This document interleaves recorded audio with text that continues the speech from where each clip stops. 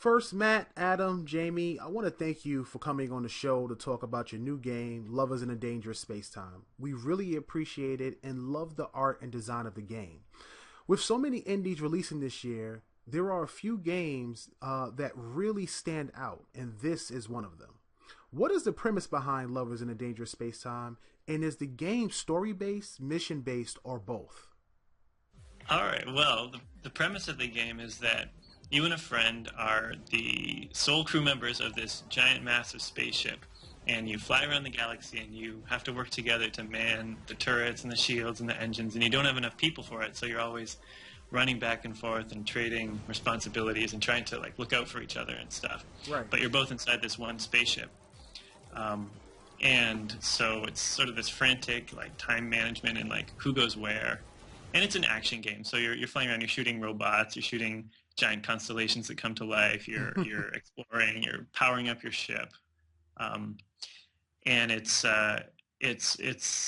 meant to be just a really fun co-op experience. There's a one-player version as well where you have a pet dog who helps you out, and you sort of order him around, you command him. But the core of the game is just the feeling of like Han Solo and Luke Skywalker on the Millennium Falcon when they're shooting TIE fighters and they're shouting at each other back and forth. Right. That's what we wanted to really capture. Oh. Yeah. And the game, the kind of like overarching structure is like we have various campaigns that you can like, that are meant to be played through like in one sitting, where we kind of like modeled it after like Left 4 Dead, where, because like that's a good co-op game. You get together, you play like through a campaign of Left 4 Dead, and then like that's a good like little session. So we have like different constellation based worlds, and then through that there's a couple levels you progress through, and then there's like a boss battle at the end. And the layouts are randomly generated each time, so you can replay, and it'll be a different experience too. Yeah. It's meant like there's like more different. The kind of worlds got to have all these different kind of like ingredients and flavors to like how they play, and so like we just mix those up each time you play it. So it's not like it's something that you know someone comes over to your house and you want to play something together. It's a perfect thing to like put in, because for you it's different. Like each time it's different if you own it, and then whoever you're playing with, like they can like sort of learn off you, and it's kind of you're able to enjoy together.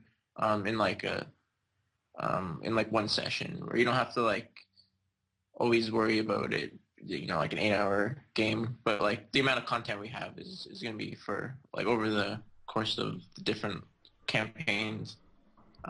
There'll be lots of good stuff. They're giving me the wrap it up symbol.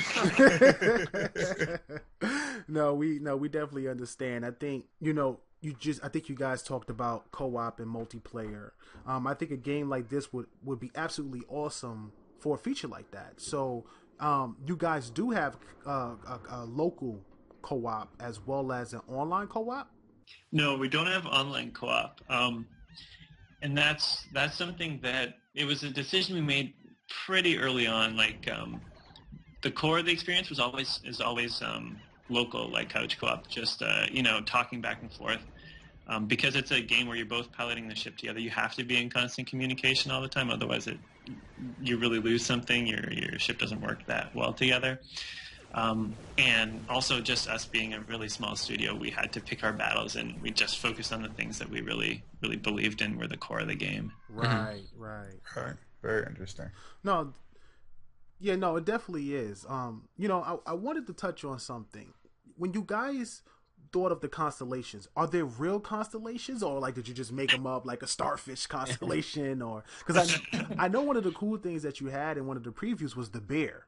So the bear comes to life and like he's battling, and you're in the spaceship, and there's all these really cool things happening around the ship. So are the constellations something that if we looked up online or maybe in the sky ourselves, we would see them? Yeah, they all are. They're all actual constellations, and that was something that it was really fun actually to design the bosses, because I got to like research the constellations and figure out like the stories and the mythology behind them. And I don't know how much of that shows through in the giant robotic bears of death against, but it was really fun to do. And it's like always a cool starting point to get your kind of to riff creativity. off of. Yeah, and we wanted to go with like constellations that aren't like the kind of like 12 standard ones that everyone knows are like the zodiac signs. So we wanted to try other ones that were not as known, but like that are like can be made into like cool sort of like thematically, like cool thematic like battles and that. Luckily, the Greeks had a lot of time on their hands, so they had a lot of constellations that they came up with and gave us a lot to choose from. Yeah, they're like monsters. Like Cetus is a monster. Monster. One we're showing next week at PAX is Cetus, the sea monster, and he like orbits around a water planet. That's really awesome. Some of the really cool features in the game is the ability to customize your ship. And most people wouldn't expect that from a title like this. But how deep is the customization? Can the color of the ships be changed? And what are some things that really make the game stand out? So when we were working on ship customization, our primary focus was on there's 7 different stations in the ship that you interact with, like turrets and engines and shields and stuff like that. So we really wanted to focus on you being able to customize kind of the loadout of the ship. Right. And so, what we're doing with that is kind of, if you remember the game Gunstar Heroes, the concept of that was you'd be able to choose kind of 2 different power-ups for your weapon. Like fire and laser, and so fire on its own would be a flamethrower, and laser on its own would be just like a laser gun, but a fire-laser combination would be basically like this like weird lightsaber you could swing around. So that's the kind of thing that we went with. So with each different station, you can attach 2 different crystals in it, and depending on the combination of it, it'll have different effects. So it ends up being something like 40 or 50 different things that you can kind of put on all the stations once it's combined. Yeah, so like if you have the metal upgrade in your turret, it turns your turret into this like big metal flail that you fling around and smash enemies with. And then if you put a beam power up in that as well, you combine the beam with the metal to do this like big laser flail that shoots lasers out of it. So it's super ridiculous.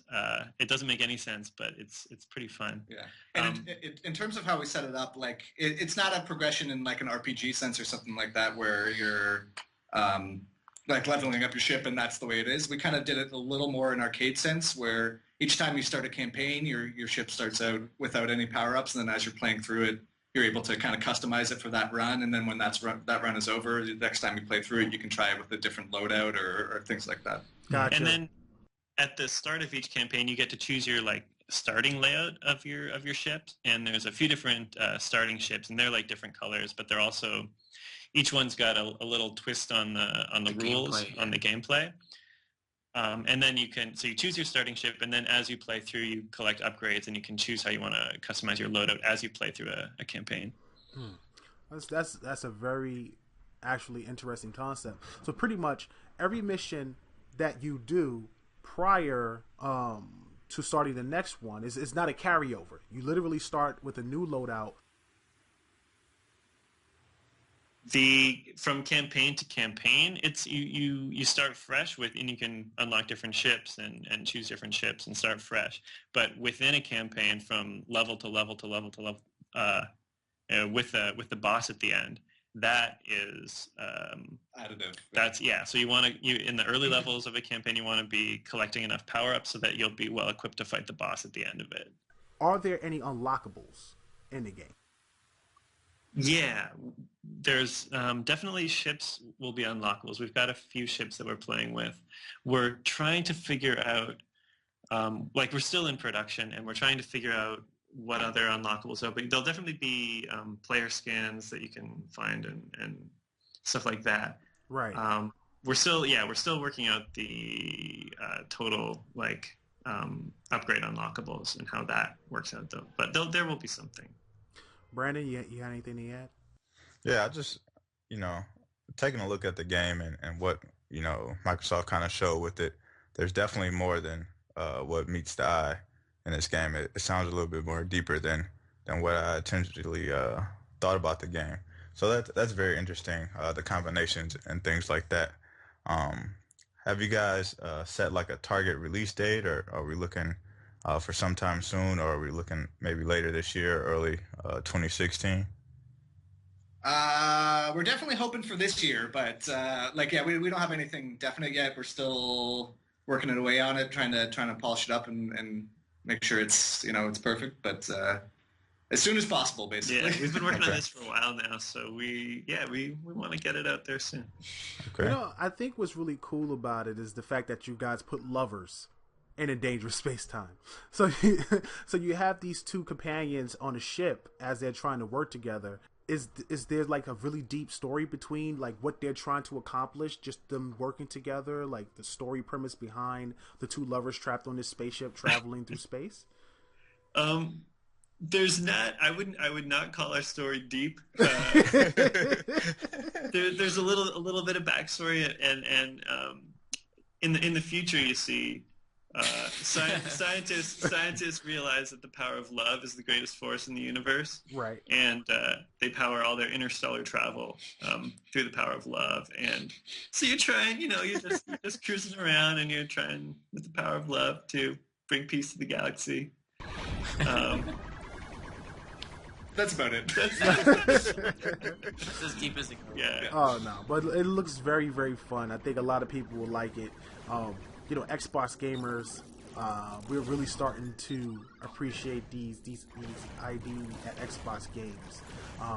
Was it difficult to get into the program? I mean, the last couple of people I spoke to said that it's been very welcoming to join the ID at Xbox program. How has your transition been as an independent developer working with the ID at Xbox guys?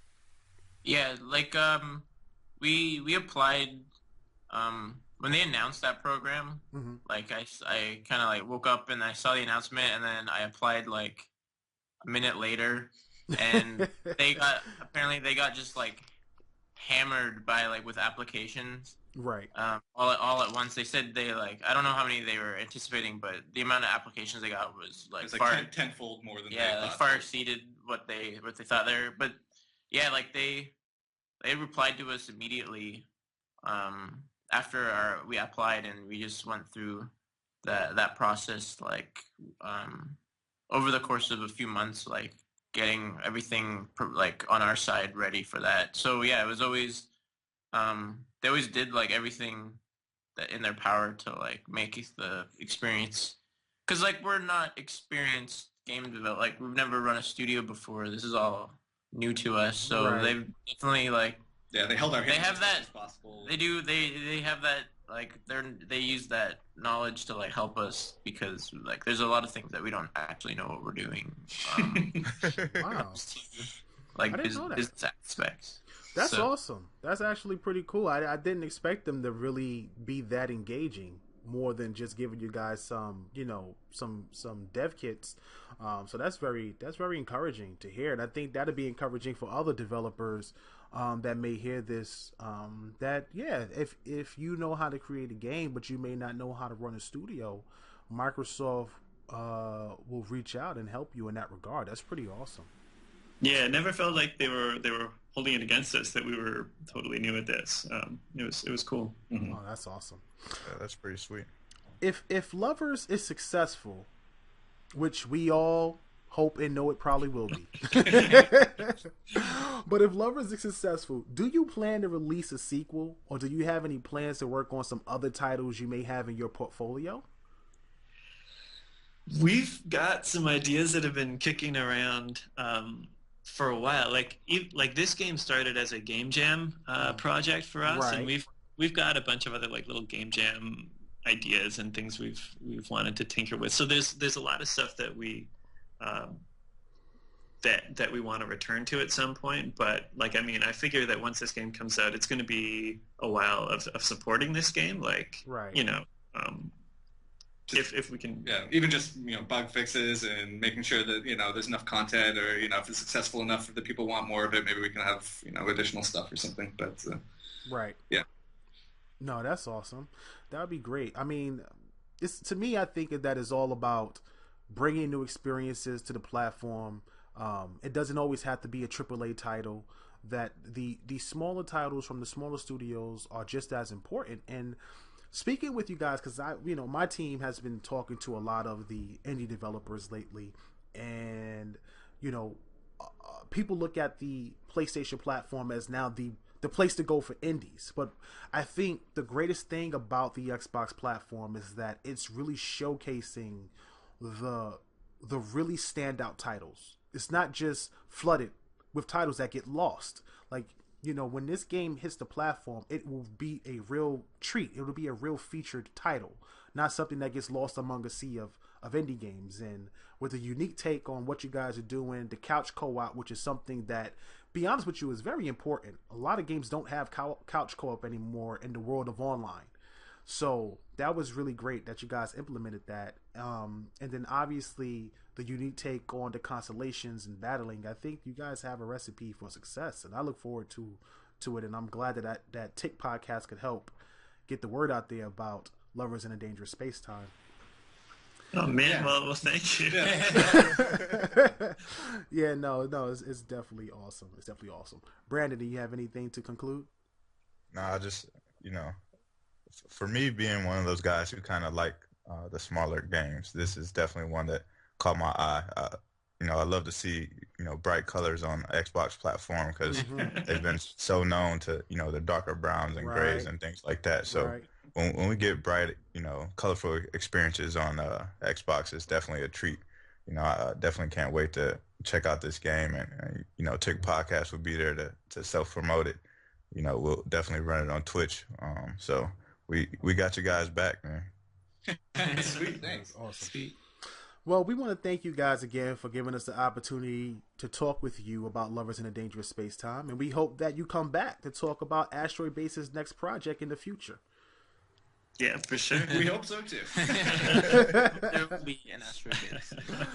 Well, thanks a lot, guys. We really appreciate it. All right. Thanks very much. Thanks so much.